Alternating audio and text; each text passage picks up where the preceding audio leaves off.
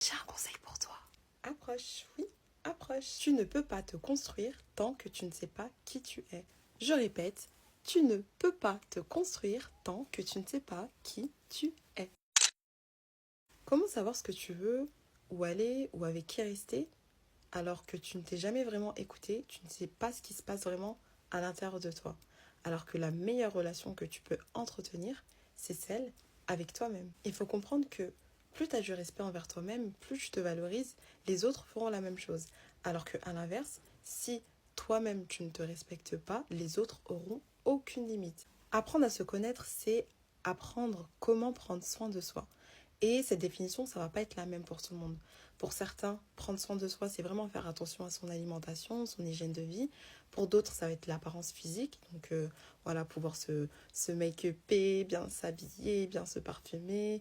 Voilà, l'image de soi. Pour d'autres, ça va être justement le fait de se reposer, tout simplement. Pour d'autres, ça va être le shopping, manger toute seule, aller au restaurant, sortir avec des amis.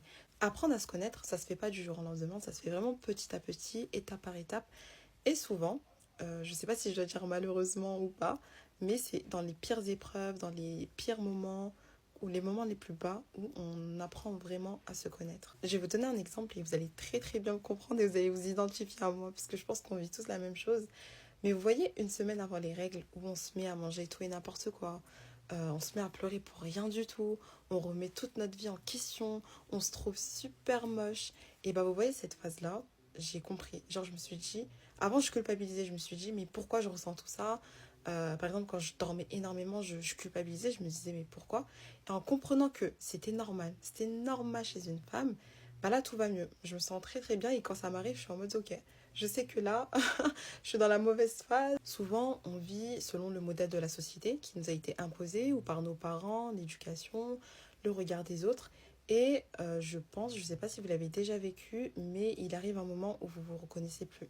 Vous n'êtes plus en phase avec vous-même. Et c'est vraiment un moment qui est important. Et à ce moment-là, je vous recommande vraiment de vous poser plusieurs questions, de vraiment se dire la vérité en face. C'est comme quand on apprend à connaître une personne, on pose des questions, on écoute les réponses. Et souvent, quand on se pose la question à soi-même, des réponses qui font mal à entendre, mais il le faut. Il le faut. Des fois, on se pose la question, est-ce que j'ai réussi? Est-ce que je suis honnête?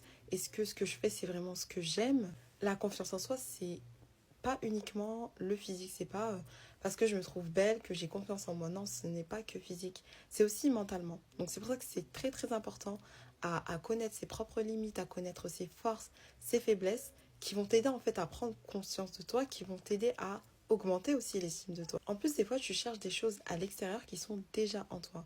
Plus tu sais qui tu es, plus tu sais où tu vas. Il est important à apprendre à savoir qui tu es, car c'est la base de ton estime et de ton respect personnel. Plus tu te respectes, et plus les autres le feront aussi.